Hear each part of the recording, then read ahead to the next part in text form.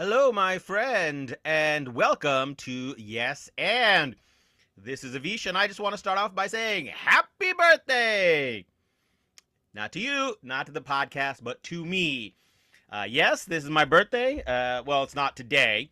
At the time this is live, my birthday is about 4 days away on the 31st. But yeah, this is my birthday week, and so for my birthday, I want to do something a little bit different and special. I don't know about you, I know some people are always like, my birthday's just another day, or I don't care, birthdays aren't important. That's great if that's you. For me, I've always thought birthdays should be a special day. I was fortunate growing up. My parents made it a special day.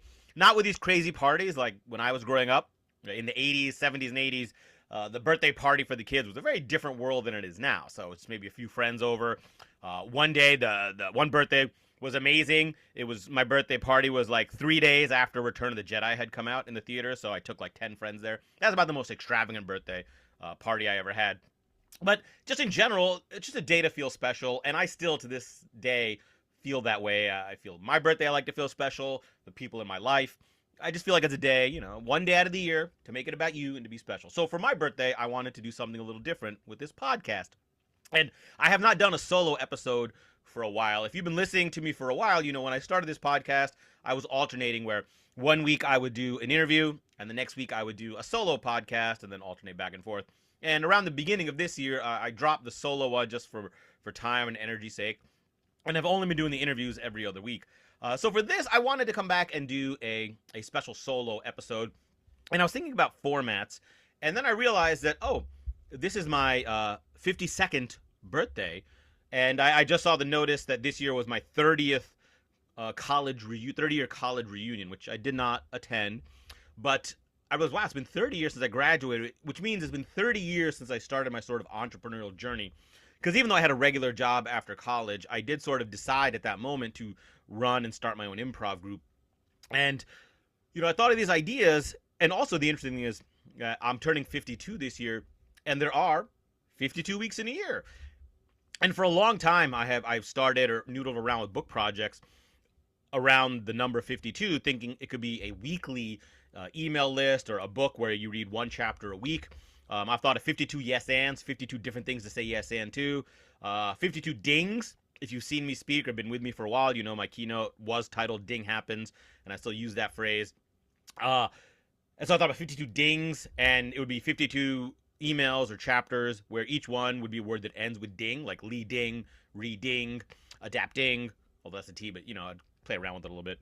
But that, was going to put a lot of effort and still would be a lot of effort. And so real quick, if you like that idea, if you'd be interested in 52 yes ands or 52 dings, either as a podcast episode or as a weekly series of emails or like a group you can join for free, or a book where each one's like one a week, you kind of focus on one yes and a week or one ding a week, let me know. Because if I get enough feedback saying I would really like that, then I'm much more inclined to actually do it versus creating it first and then finding out no one actually wanted this awesome idea I had. But for this purpose, it is a lot of work, so I'm like, that's too much. But then I got to thinking, a recent piece of content generation and marketing and business advice I heard is, your ideal client is the person you were a few years ago or your younger self. What are the messages that person needs? And that's how you should position your expertise, because you are the most qualified to help the person you were. And this got me thinking, well, I'm 52.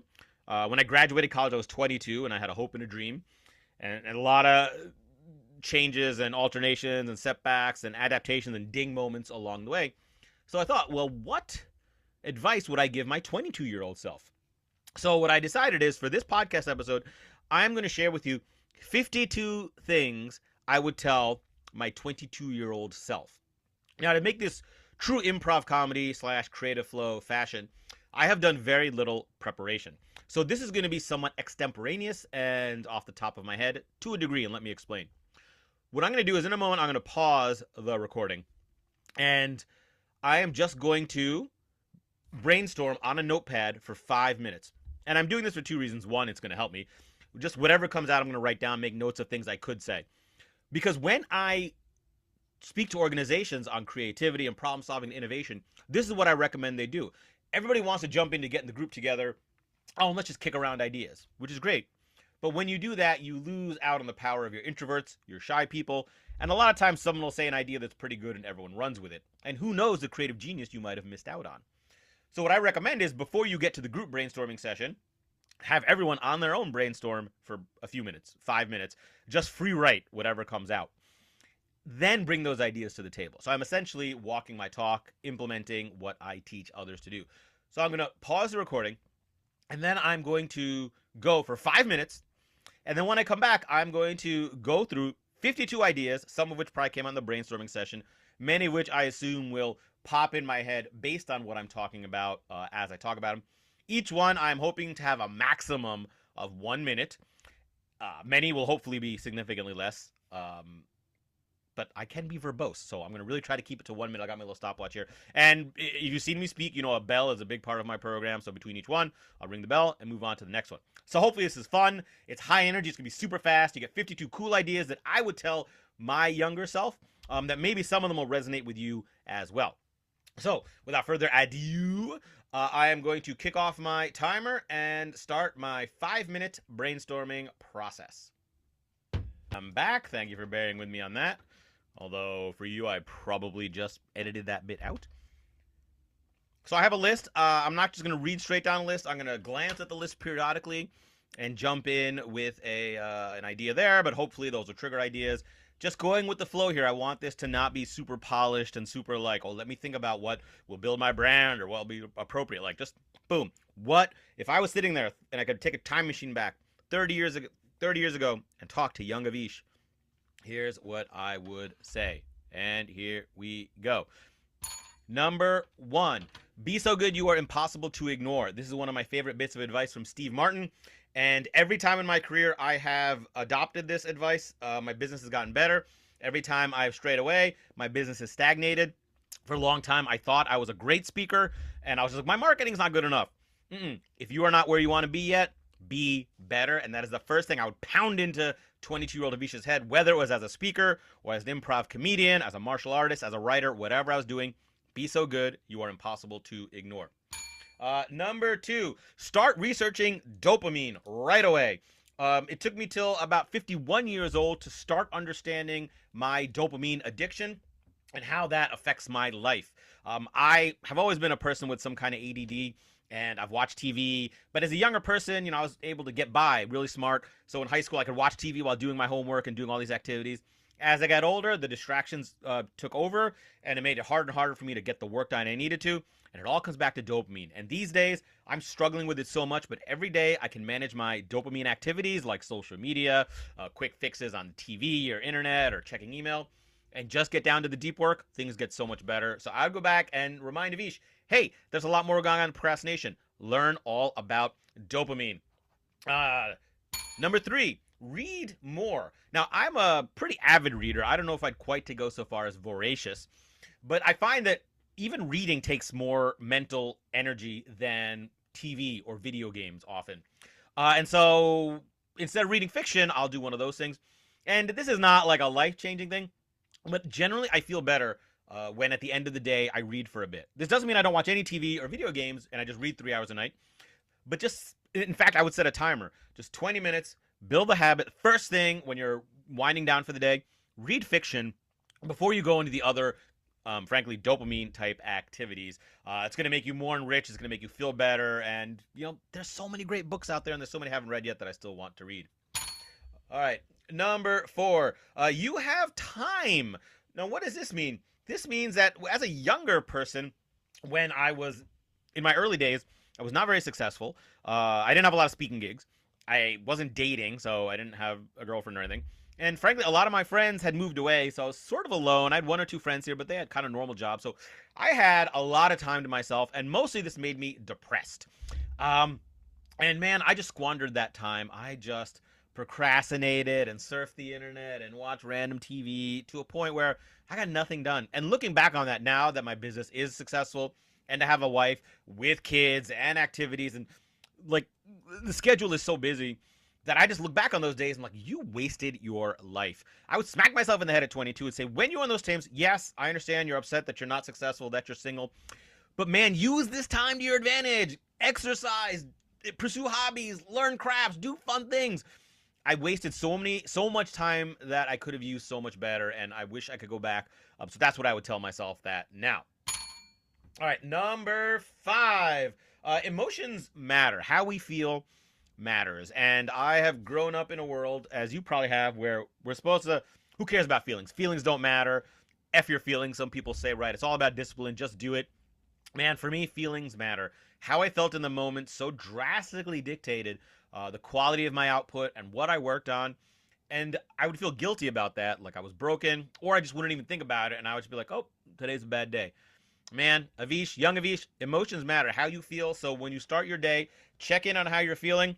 And if you're not in the right frame of mind, do something to get in a better frame of mind, because that is going to 100% help you be more successful. Number 6, build habits, not achievement. So this whole habit thing has come out recently in the last 10 or 20 years with The Power of Habit by Charles Duhigg and Atomic Habits by James Clear. And I never fully appreciated it, but you know, there's so many habits I should have developed as a younger person. The exercise habit, the reading habit, the writing habit. And they don't need to be grandiose, but just building a habit over time versus trying to force myself every day. So I should have focused on one habit at a time for 3 months, 6 months, even a year if it took that long, and then move on to the next one. The book, The One Thing, talks quite a bit about this. I wish I had done that because right now so many things are still a struggle that if they were just habitual, I'd be healthier, I'd be calmer, I'd be more creative. So go back and focus on building habits. What number is this? 6. No, number 7. Number 7. I would say try new restaurants. Now this is a small one, but I definitely became a creature of habit. Probably in that sort of depressive phase. I don't want to, you just feel like I just want to go back to the same place I order lunch from every day or every night or every weekend. I'm going to go back to the same chain restaurant on Friday night to get takeout. I live in Philly, and for a long time I lived in downtown Philly. So many great restaurants. And just there's something about it, just the thought, had enough inertia of trying something new. Who knows what I missed out on? Who knows how many great experiences I could have had? And this isn't about money. I'm not saying I needed to go to the fine dining, but there's plenty of pizza joints, takeout places, right? Hole-in-the-wall type places that I should have explored and tried. And that just goes to creativity, it goes to exploration. It just goes to overcoming inertia and getting just a little bit out of the comfort zone to try new things. Number 8. I'd say, Avish, play more Dungeons and Dragons. Now that's a weird one to say, right? But I have this weird thing where I grew up in the 70s and 80s, and I really was enamored with the idea of Dungeons and Dragons. But it was right around that time where all that fake craze came out about how it was poisoning kids' minds and leading to people joining cults. And my parents had heard something from a friend about how Dungeons and Dragons was bad. So my parents actually prevented me from playing Dungeons and Dragons. They banned me from doing it. So, of course, being a good little kid and teenager, I just played it without telling them at other people's houses or at night. But it was hard, like at sleepovers, when they were asleep, we'd play Dungeons and Dragons, right? We wouldn't be drinking, we'd be partying, playing Dungeons and Dragons. Now, as an adult, I could do whatever I wanted, and I had this inner stigma, both from my parents and also growing up, it felt sort of nerdy. But man, I've started doing it now with my kids and with some friends, and not as much as I wish.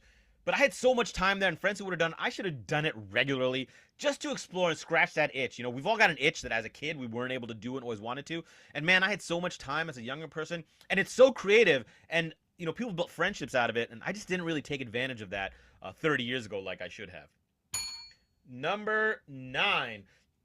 Slow down, Avish, is what I would say. Now, not in everything, because with improv, with creativity, going fast is a huge key to accessing creativity, to coming up with new ideas. But I would say that in some areas that I need to slow down, and I still do. One of those is reading. I have always been a skimmer when I read, probably because of the ADD, and probably because I get so pumped and excited about what I'm reading. Or I get bored, and so I just start skimming ahead. But even with books I love, even my favorite books, I find myself sort of skimming the pages because mostly I'm so excited about finding out what happens next. And in those cases, like just slowing down, read every word. Number 1, it would appreciate it more. Number 2, like in a book, I would learn the craft of writing more because I'm writing now fiction, but having not read very closely, I'm going back now and having to reread and relearn the craft of writing because when you don't read every word, you don't pick up all the nuance there. And I think there's a lot of areas where slowing down, instead of just trying to get through something, just slowing down and being really in the moment would have helped me a lot. Number 10, and this one is sort of similar, and that is meditation. I've off and on meditated over the years, but I've never built a meditation practice. Even now, I know I should. And it's, even just starting 5 minutes a day. And I know there's so many incredible benefits to meditation, both for health and stress, but also for creativity, for connectedness, for relationships. And again, this is one of those habits that if I built as a younger person, where just every day automatic, you wake up, you meditate, or in the evening, you meditate. It just becomes something you do. I think my life would be better right now. And that's still something I'd like to do. But I would tell Avish, hey, back then when you had total control and a lot of time on your hands, perfect time to build a meditation practice. So do it now. All right, number 11, analyze regularly.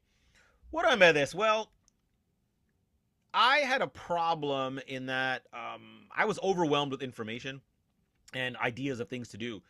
And I'd launch into something, and then I would just stick with it without regularly analyzing. So, for example, when business was slow in 2008 or 2009, I started a blog called The Motivational Smartass.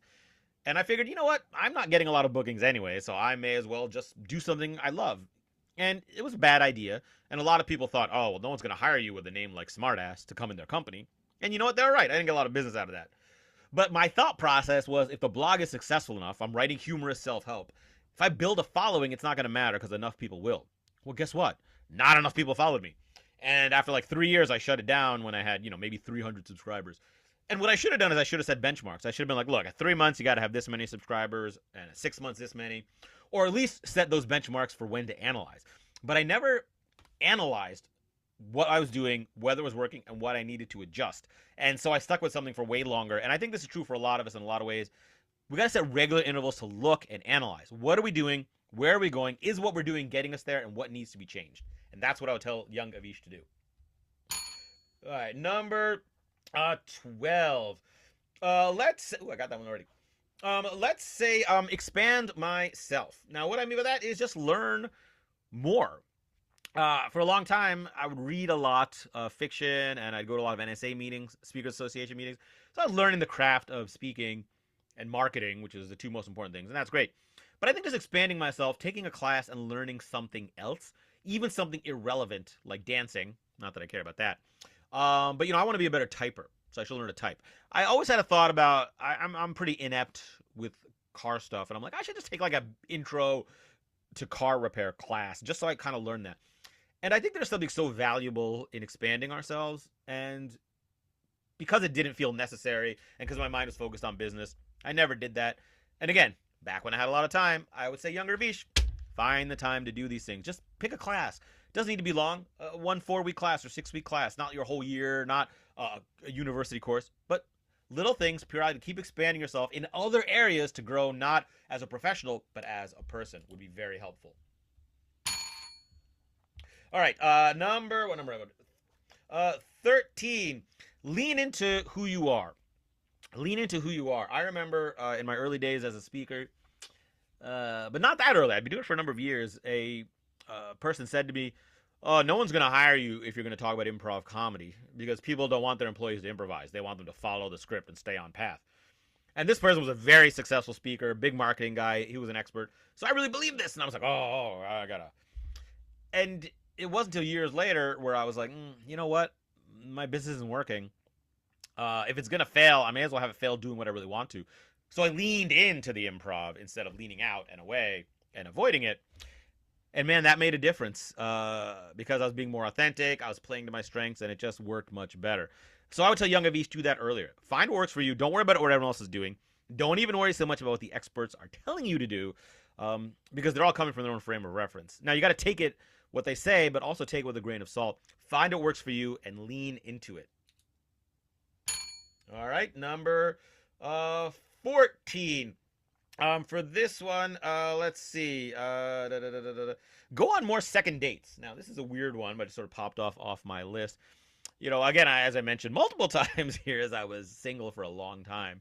Did a lot of dating, a lot of online dating especially. And, it's a numbers game.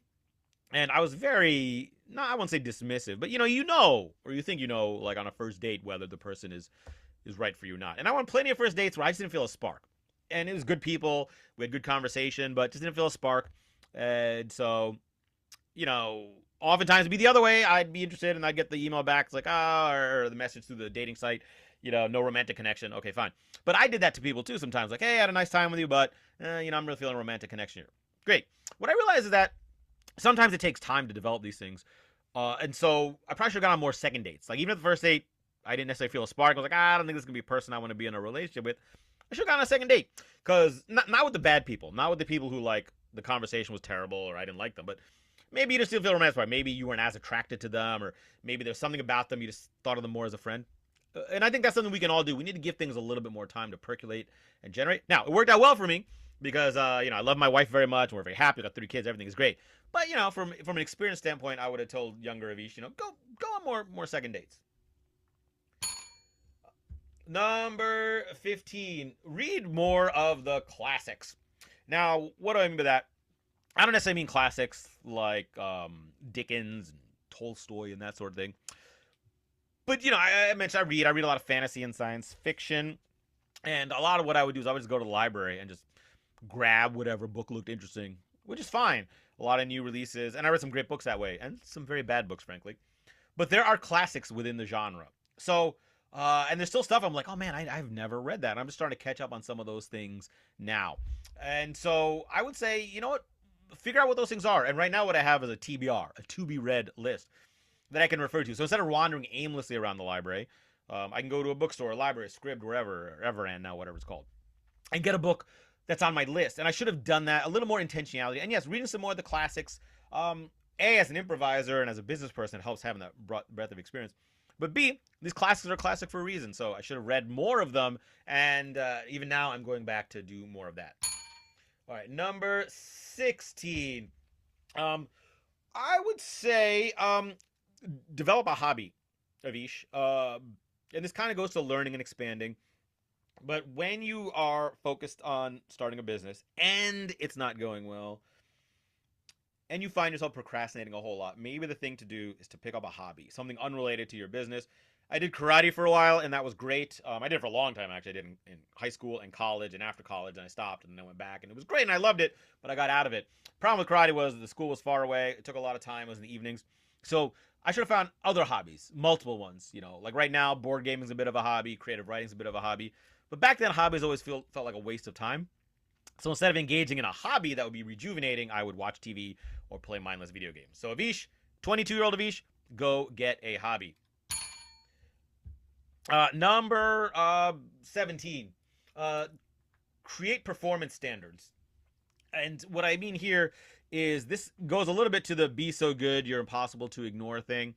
I ran an improv group. That was my first goal. Was after college, I started an improv group with the dream of turning to a Philadelphia institution, get my own theater, make my living doing just that, running classes, doing shows multiple times a week. Never happened. I ran a group for many years, and I think I didn't have performance standards for myself and for the group. Because if you were pretty good, that was fine with me, because I wanted to be nice. And we had a lot of people in the group who were pretty good. Some were very good, and a small number were exceptional. And no offense if you're listening, but just being honest here. And it's not so much that, those people were bad. It's that I should have really raised the bar for them and myself. And if you can't make the bar, then it's time to part ways. And I would have done things completely differently, which will probably be another point here in a moment. But yeah, I would have set performance standards, and I should have done that as a speaker early on. What's the response I'm getting? What are the number of spin-off gigs? And keep working towards that standard. And when you hit that standard consistently, raise it so you keep getting better and better. Number 18. Along those lines, I would say have the hard conversations earlier. So along the lines with the improv group, I only kicked out one person from the group in the early days, and he was someone who auditioned well, but A, he wasn't particularly solid as a performer, and B, probably the thing that was harder than that is he was sort of annoying. He tried too hard. I don't want to badmouth someone, so let's just say he wasn't a great fit for the group. And so eventually I had the decision to have the hard conversation with him. And that was really hard for me. And my thing is I want people to like me. And, it was hard. And the group got better for it as a result. But I needed to have other hard conversations over the years there as well. I needed to sit some people down, and not in a bad way, not be like, oh, you suck, I'm kicking you out, but like, look, here's where you need to get better, or this is not working, or the attitude you have here is not conducive to our group atmosphere. Like basically culture building stuff, right? And now as someone who helps leaders, I acknowledge that, the difficulty with it. But I would coach young Avish, listen, those conversations are hard, but when you're a leader, you got to have those hard conversations. And I should have had them, and I should have had them earlier. Number 19. Oh man, I just had one. This is very similar. It was gonna build off of that. Stop. This is probably the hardest one. This is the one I'm currently working on. That is number 19. Stop thinking about or worrying about what other people think of you. Now, I don't want to be too extreme where I don't care about anybody else, just me.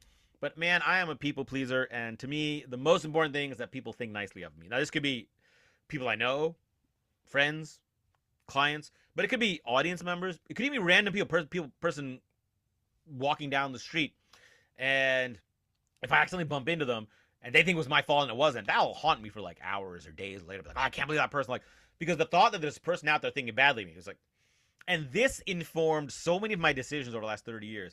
Just my primary driver was wanting to get approval from others, even people I don't know, and even not even externally, just believing in my own head. And man, that is a bad way to live. And I'm still struggling with this and working on it. And I would tell young Avish, start working on that right now. Get over that nonsense and move on with your life. Number 20, learn how to network. I have always hated networking. Probably because I'm introverted and shy. This probably goes back a little bit to that wanting people to approve of me, and I was sort of felt like, I sort of insecure, and people think I'm going to be interrupting them. But man, the people who are good at networking are so successful, so much more successful. They build their relationships, they get gigs, they get opportunities, and almost everyone I know who's really good at meeting and connecting with people, especially new people, but not just new people, but even deepening existing relationships, they have a much less friction in their lives, in every area of their lives, and that is something that I'm still working on and would tell young Avish, whatever you do, man, figure that out, get better at it right now. Number 21, along the same lines, network more. Now, oftentimes when I talk about networking, I am essentially talking about meeting new people, right? Going to a networking event or a conference and shaking hands and walking over to a table of people and introducing myself, and that's really hard. I would like to get better at that.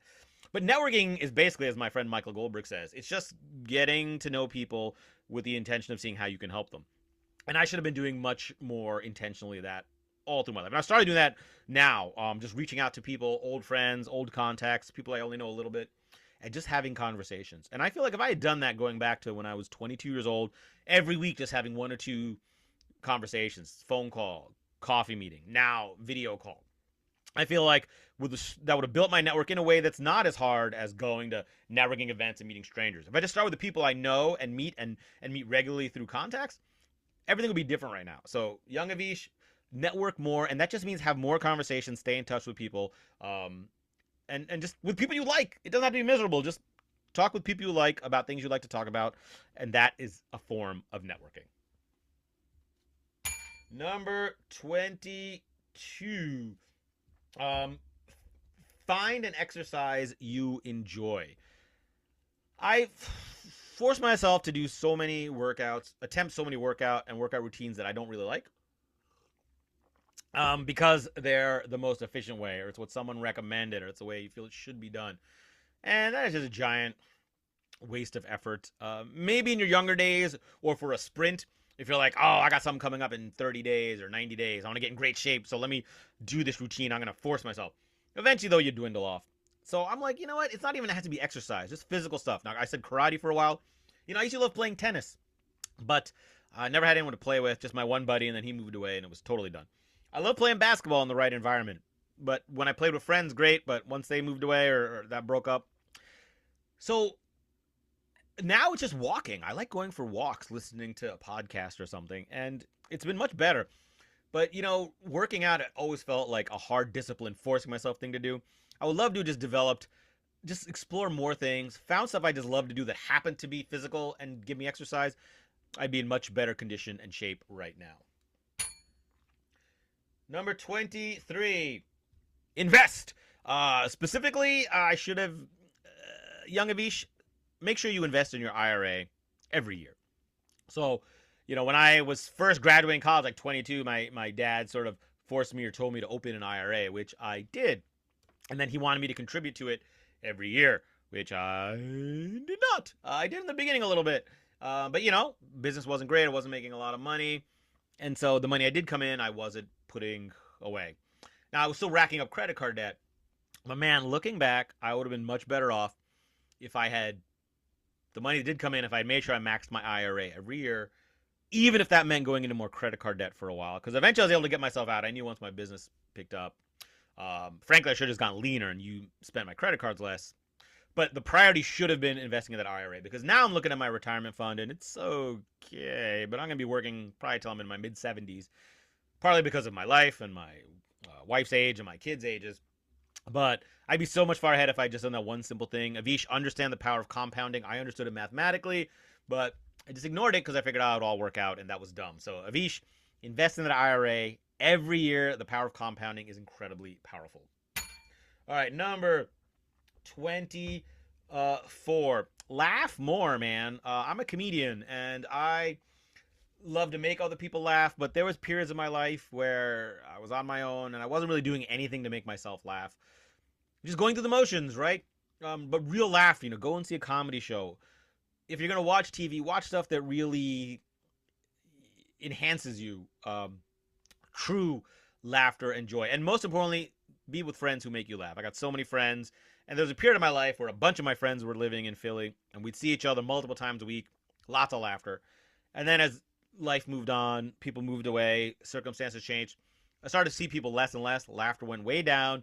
And I think that's where a lot of that sort of downward spiral happened, where I just started to feel unmotivated all the time, is when I was seeing friends less and laughing less. Number 26. I think I'm at 26. Hopefully. I can't read my handwriting here. All right, so number 20. 1, 2, 3, 4. No, this is 25. Okay.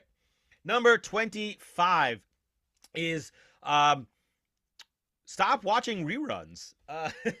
Again, this comes back to, well, this is a habit really, frankly, from growing up in high school. The TV was always on in my house, oftentimes being watched, oftentimes as the background. And I grew up watching TV and a lot, like doing my homework and studying I'd do with the TV. And this is back in the 80s when there wasn't this mega cable with everything. There was only a few channels, and reruns were a huge thing then, right? During the day, after school, reruns of everything. And this then went on to college, and even after college, and before social media was a thing, the TV was a thing, and there would always be reruns. And I would always have the TV on. The first thing I would do when I'd walk in the door when I came home, turn on the TV. And the TV would pretty much be on all the way until it was sleeping time. Even if I was doing something else, like playing a video game on the computer, maybe if I was reading, I'd have the TV off. But almost anything else, the TV would be on. And I wasn't watching enriching stuff or new stuff even. I'll tell you what, the three primary things: reruns of Law and Order, reruns of Seinfeld, reruns of Friends. I have seen those shows so many times. And it just, again, going back to the dopamine, it was like reruns were the devil, man. Stop watching stuff you've seen before. Find other more interesting things to do. Or in the worst case, watch new stuff. You're just procrastinating and giving up on life, essentially, when you're just vegged out watching reruns. Which is okay once in a while, but every day, not a good thing. Now, number 25. Along those lines, with number 25, let's 1, 2, 3, 4, 5. No, I'm at 26. Jeez, I can't remember my handwriting. Okay. Now at number 26, I would say again, same thing with social media. Stop scrolling social media. Now, this isn't 22 of each. Social media wasn't a thing then, but about 10, 15 years later, okay, I'm old, but whatever it was, 15 years later when social media really started, 20 years later, I was all in on it. And even before it was real social media, there was like aggregate sites like Dig. I had a whole routine where I would just go through the day repeating the same things, checking this website, see if it's updated, then go back to this website. And it's just like the reruns. There was nothing valuable there. It was just looking for a distraction. And that is, that's like the dopamine thing. It all fits together. But I would tell Avish, you don't know what social media is yet, but avoid it for as long as possible. And certainly in the morning, do more interesting things. All right, number 27. Sticking in this theme, Learn how to be bored. I'm seeing this with my own son now, my 10-year-old. He has a lot of trouble being bored. And we don't even let him have that much screen time. We're not zero screen time people, but, he doesn't have his own phone or device yet. He watches some TV some days, some video games some days. But he just struggles with entertaining himself and just letting himself be bored. And I think that's a problem. I mean, I always felt this way too. I hate being bored, so I always have a book, podcast, something to watch, listen to. And that's where the reruns came from, right? That's where just having something on in the background. Because coming home to a empty condo and the silence felt boring. So Avish, learn how to be bored. That triggers creativity. It keeps you calmer. It manages your dopamine. So learn how to be bored. Yeah, being bored is not necessarily a good thing, but it will pay off huge in the long run. Number 28. Invest in services and direct interaction as opposed to courses. By coaching, not courses, is another way of putting it. When I started out, I was just looking for the answer. I was reading books, but I was also buying courses. And in the early 2000s is when there was kind of a course explosion, right? This is when courses became more accessible. I bought stuff on DVDs. I bought audio tape programs before then because I was looking for the answer. But because of some of my dopamine issues and my motivation and procrastination, the more knowledge I gained didn't help me. What I needed was either a coach tell me specifically with what I needed to do and how I needed to do it and how to overcome my limitations. And number two, I needed just stuff done, right? So I didn't necessarily need to learn how to create a great website. I needed to pay someone to create a great website. Not that I can't do those things myself, but in retrospect, I spent a lot of money on stuff to learn, where if I had saved up that money and hired someone to either work directly with me instead of just the passive knowledge, or hired someone to do the work, I would have gotten much better results. And so that's what I would tell young Avish now.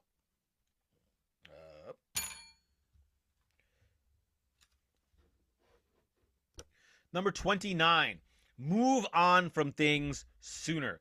My last point, I mentioned coaching. One of the coaching things I did do is I went to a Tony Robbins live event in the late 90s. And it was great. And, at the time, it was what I needed. And at the event, you sign up for coaching. I guess you didn't have to, but it felt like, you're supposed to do this. And it was like $200 a month, which is not cheap, especially back then. But this is back when I had a regular job, so it was just an expense. Not the smartest use of money. And you know what? It was never really all that effective. Mostly because I just wouldn't get myself to do the things the coaches told me to do. So it wasn't the best fit for coaching. And the problem is I kept going with this coaching for years. Probably 4 years before I finally quit and let it go. And that's mostly because my coach I was using eventually left or moved to a different position. I got a new coach, and after a couple months with her, I'm like, all right, I'm going to stop doing this now. So it was like a transition period. But I realized I have a hard time letting things go. Subscriptions, relationships, regular things. If I'm doing something regularly, because I have that huge FOMO, that fear of missing out, I'm like, well, and I want people to like me. I'll feel like they'll take it bad if I'm like, oh, I'm not getting what I want out of this, so I'm going to cancel it. So I wasted so much. That was $10,000 basically. If you think about $200 a month over 4 years, is $10,000. Man, that money, I could use that for so many other things versus coaching that didn't really help me. So I'd say, again, this comes back to the whatever point I had about analyze. I should have analyzed way, way earlier and made a decision like, this isn't getting me there. So Avish, let go of things much sooner than you currently do. Oh, yeah, guys. So number 30. I think I don't know. I'm having trouble. All right, number 30. Identify your one thing. One of my favorite books now is The One Thing by Gary Keller and Jay Papasan. And basically what it says is, you set your goal, and I'm not going to goal thing, but you set your goal, and then you work backwards. This is where I want to be in 5 or 10 years. What do I need to accomplish in 3 years? What's the one thing I need to do in 3 years to make that happen? Great. Knowing that, what's the one thing I need to do in 1 year to make that 3-year goal happen? Great. What's the one thing I need to do next quarter to make that 1-year goal, then 1 month to hit the 3-month, and so on until you get back to what's the one thing I need to do right now? And the full statement is what's the one thing I can do such that everything else becomes easier or unnecessary. It's a great prioritization tool now, and I wish I knew this 30 years ago. because I wasted so much time on things that seemed easier or important.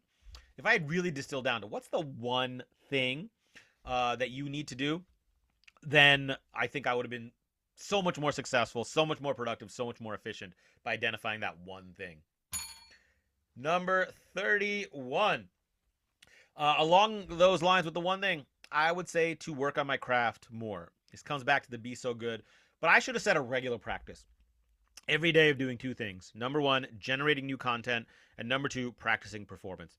If I had done that every day, even for just 1 hour a day, especially back when I had lots of time, 30 minutes generating ideas and content, 30 minutes practicing, whether it's working on speech delivery, crafting and delivering stories, or practicing improv performance.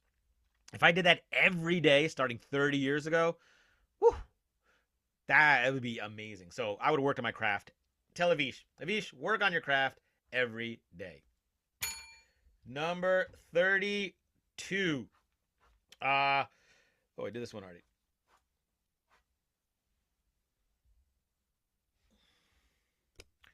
Think in terms of execution, think in terms of experimentation, not execution. This is an idea I talk about now in my keynotes and workshops. But young Avish really believed in execution. Come up with your plan, come up with your strategy, make your plan, and execute that plan. Now, and what that would lead to two things. One is procrastination, because if I couldn't execute fully and correctly, I would not even start. And number two, it would lead to me sticking with plans like that blog, that smart-ass blog, for much longer than I should have. I should have thought more in terms of experimentation. Like, oh, here's this idea I have to market my business. Or, oh, here's something an expert told me I should do. Let's experiment with it. Let me try this for 3 months or a month. And let's just see what happens and see what I can learn from it. And I think that would have gotten me moving much faster. And that would have got me moving much faster and quicker. And it would help me have let go of many of those things much faster than I should have. So definitely think experimentation, not execution. Number 33. Google 20% time. Now, that doesn't mean I should have Googled the term 20% time, but there's an idea that I've heard that Google has this 20% time, which is 1 day a week. So 20% of your 5-day work week, you're allowed to work on whatever project you want, even if it's outside your realm of expertise or your job function. Now, I don't know if that's true or not, or if it's still true, but having some time, and this is what I feel like I should have done more of, is I basically poo-pooed anything that didn't feel like it was going to directly help me build my speaking business. Now, that makes me sound like a very disciplined and focused person, but in fact, all that will lead me to do is procrastinate. And I think if I spent 20% of my time working on projects that I just really wanted to do because they sounded fun or interesting, not because they'd help me build my speaking business or they're directly related to the strategic objective, but just because it sounded like a cool, fun project. But just 20% of my time, right? Not all in, because then that would have taken away from everything. But some time exploring, I think it would have been really, really beneficial. 34. Write the damn book. I finally, at 51 years old, finished a draft of my novel, which I've wanted to do since I was 8 years old. I am in the process of editing it now, very slowly, been procrastinating, so now I'm editing the damn novel, reminding myself. But again, I had this goal for a long time, and I started and stopped so many times, and back when I had time, because I let myself go down the rabbit hole of procrastination and TV first and later on social media, I just never built a writing practice. And by this point, if I had just written a half hour a day, I'd probably have 5, 10, 20 novels done at this point, instead of me still sort of struggling to get my first one done. So, Avish, you want to write a novel, just write the damn thing, because you've got the time, you've got the ability, go do it. Number 35. Finish stuff. You'll find that I often get discouraged when I don't get very quick feedback and rewards. This is intrinsic versus extrinsic motivation. And if I am doing something and not getting a reward, like some kind of external validation, some kind of success, in a few weeks, maybe even less, I tend to give up. I don't like that about myself, but I'm being honest here. And so I tell young Avish, develop the habit of finishing. And don't make it too huge, right? It doesn't have to be a 2-year project, but set an end goal and commit. I'm going to do this, and I'm going to do it until I hit the finish line, and then I'll decide if I want to keep going or if I want to do it again or whatever it is, right? This could be a class. A lot of this was marketing strategies. I've been so many marketing strategies over the years where they probably would have been successful if I had stuck with them and finished. Instead, I implement for a few weeks, couple months, and don't get results. I'm like, yeah, it's not working. I'm getting discouraged, so I move on. So Avish, stick with it and finish. Number 36. Start a diary. And this doesn't have to be like a Dear Diary thing, my little, like the stereotypical thing. But just keeping a little journal of what happens in a day. And, this is in Austin Kleon's book, Show Your Work. He talks about this. Just every day, write down what you did, what you accomplished, how you felt. A, it's a great way to process feelings and thoughts. B, this would have led to so much content, right? I could have pulled experiences from that.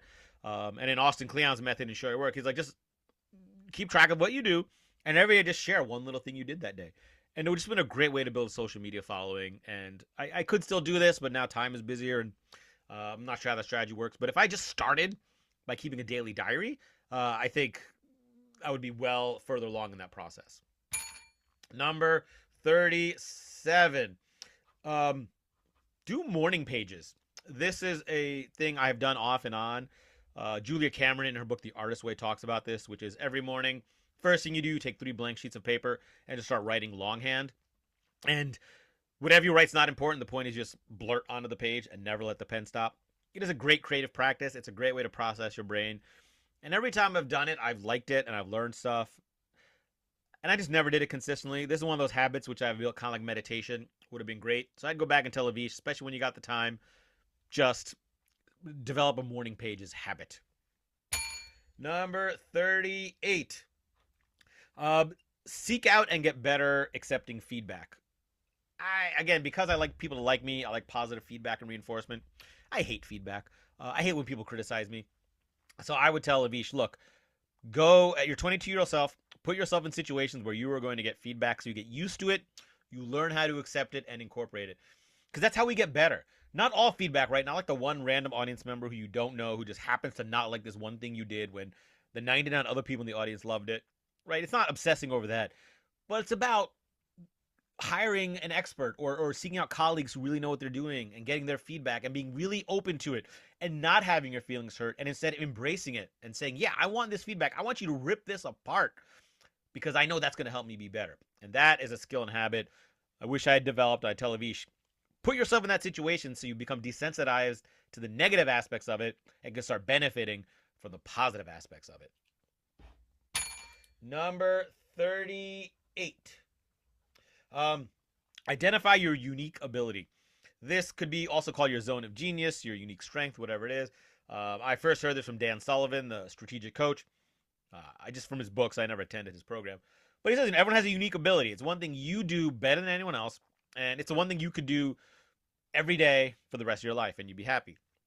And honestly, I'm still working on figuring out what exactly that is. I'm pretty close now, but I didn't know. I was just fluttering around, thinking it was this, thinking it was that.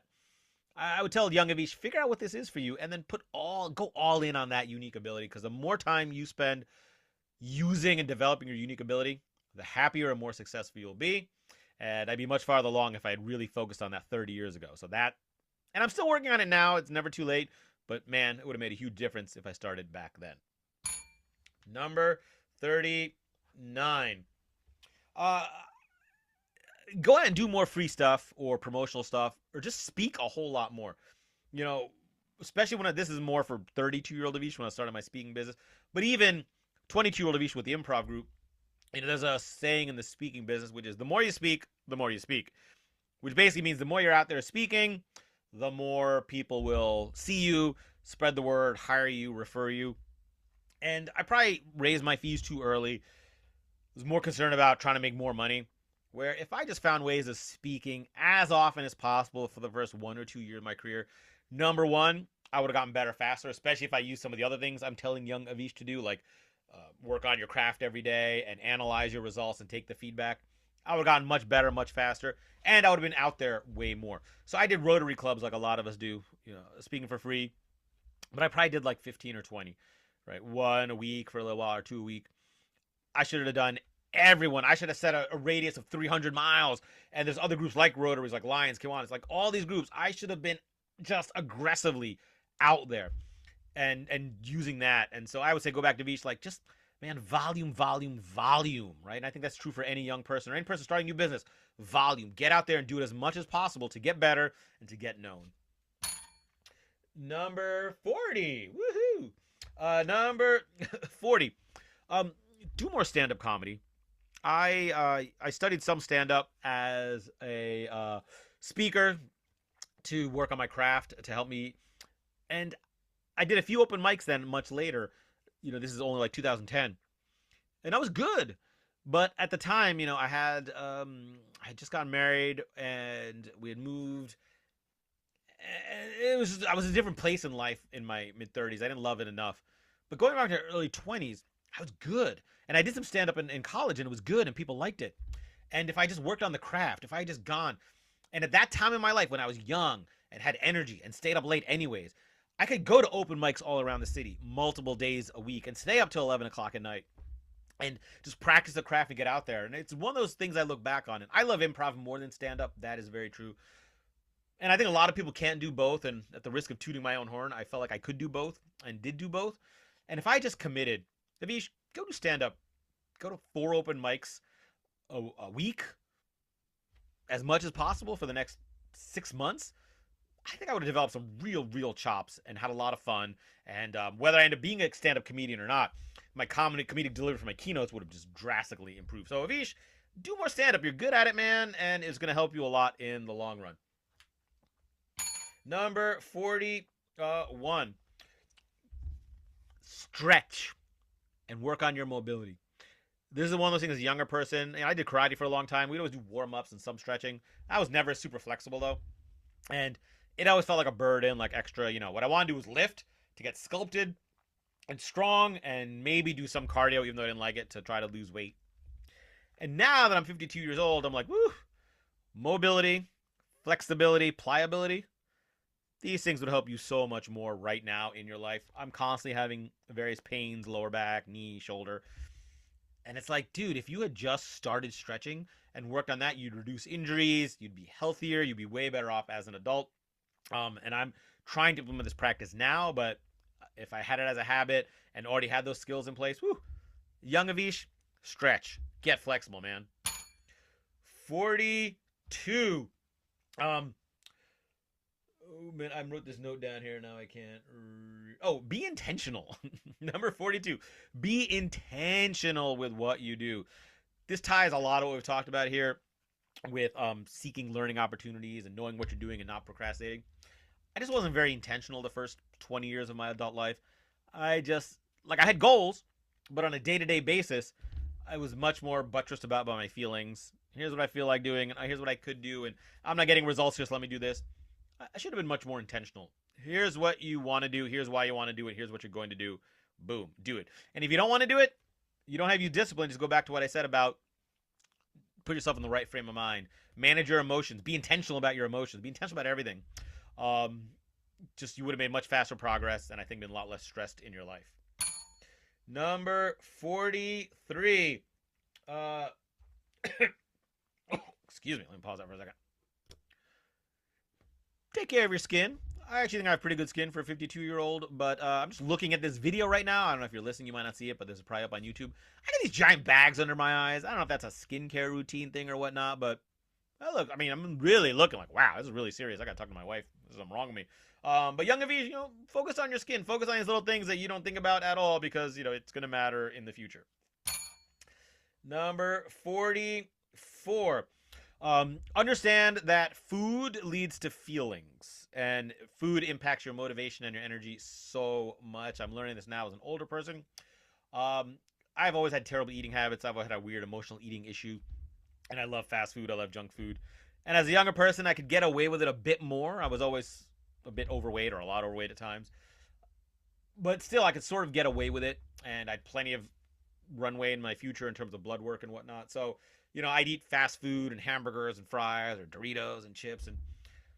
And I only ever focused essentially on what it did to my body in terms of how I looked. A little bit about my blood and my health, but What I never really paid attention to is the relationship between food and how I felt, and food and my motivation.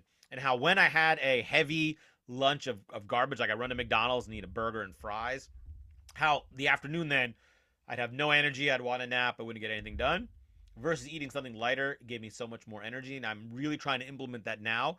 Watching what I eat, not just because I want to be healthier, which I do, but because I understand the impact it has on how I feel and what my motivation is.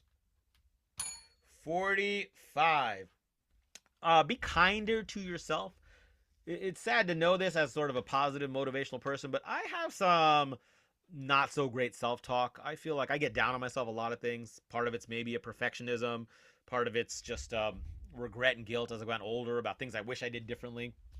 And that's where I'm like, be kinder to yourself now and as a younger person, because you're with yourself 24 hours a day, and don't beat yourself up when you make a mistake. Don't let yourself off the hook.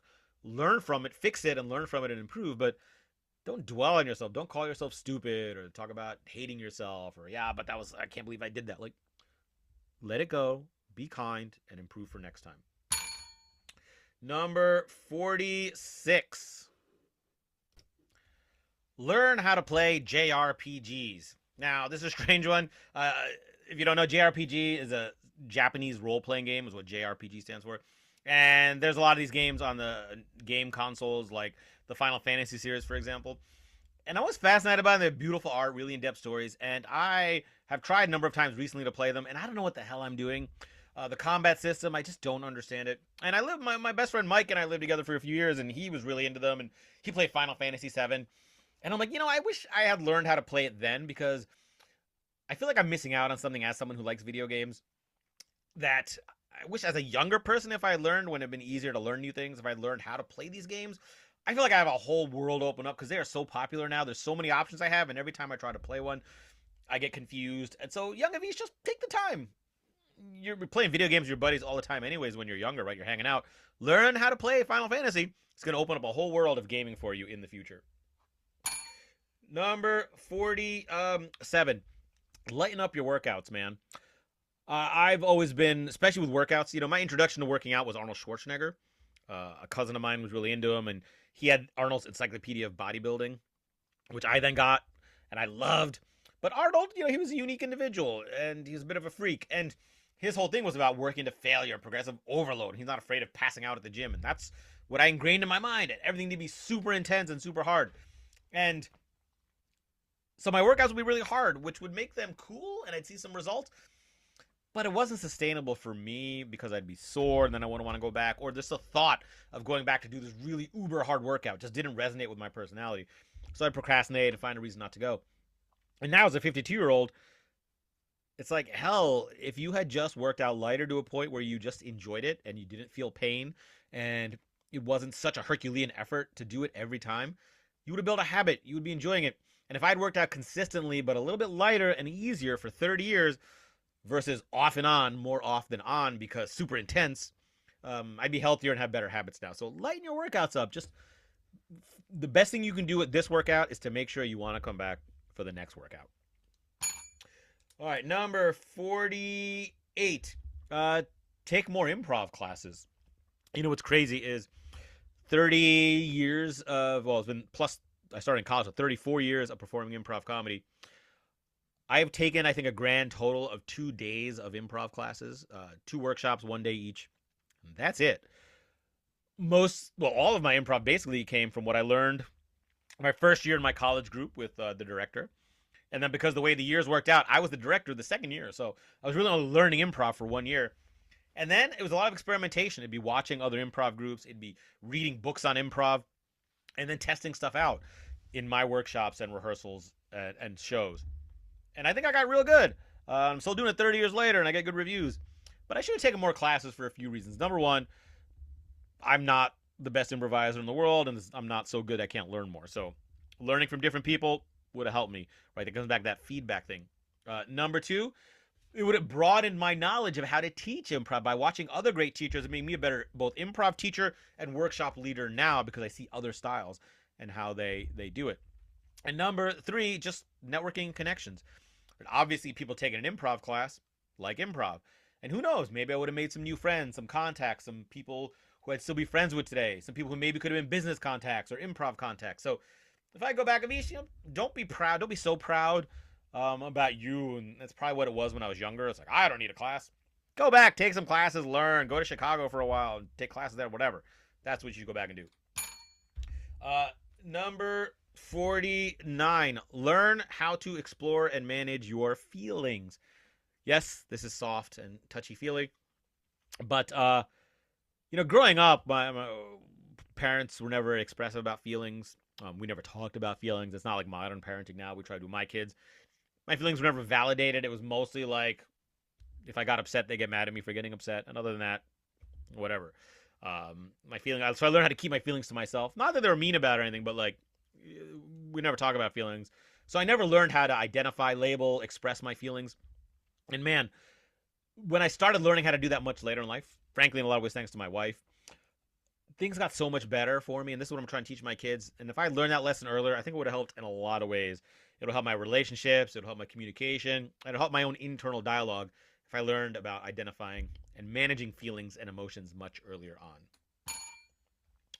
Number 50, learn how to draw. This is one thing that sort of sticks in my craw still to this day. I've loved comic books ever since I was a little kid, and I just never had any artistic ability, any ability to draw. And I think it's just so cool. I just love the idea of sitting with a sketchbook and sketching and drawing. And I even bought a few years ago a sketchbook for my birthday. Just go, I'm going to learn how to draw, and I never did. And, it just would have been cool to spend, again, this is back when a lot of times, it's been a great hobby. Just draw. Just sit in your apartment and just draw the still life you see, or go out in nature and just practice, or pick a comic book page and try to draw it just for fun. I don't know. I feel like right now if I could draw, life would be better. Number 51, walk more. I lived in the city for a long time. Here's something embarrassing to say. I lived right in the middle of downtown Philadelphia. If you know, this is at 15th and Locust. And I love going to bookstores just to explore. And there's a bookstore at 18th, Barnes & Noble, I think, and a Borders, I think, at the time. Both were still there, like 18th Street. And so about 4 or 5 blocks away. And I rarely went there because it felt too far. I know! There was a bar right across the street. There was a bunch of fast food restaurants and takeout places. And so me and my roommate, we would just go right there. 5 blocks is nothing. It's like, Avish, learn how to walk more. Number 1, I could have explored so much more of the city just by walking more. Number 2, it's so much healthier walking versus taking a taxi cab. This is before even Uber. Or not walking, right? Just staying the closest option. And number 3, now I see so many benefits. So I love walking now that I'm not right downtown and there's nothing to walk to. I just go for walks. So if I had walked more and built that habit, and I would have explored so much more, I would have been healthier. I think everything would have been so much better. So walk more, young Avish. Walk more. Don't just go to everyone that's within 1 or 2 blocks. Go 10 blocks, 20 blocks. It's worth it. It's awesome. And finally, number 52, to try to make it a big one, I would say, Avish, do more improv comedy.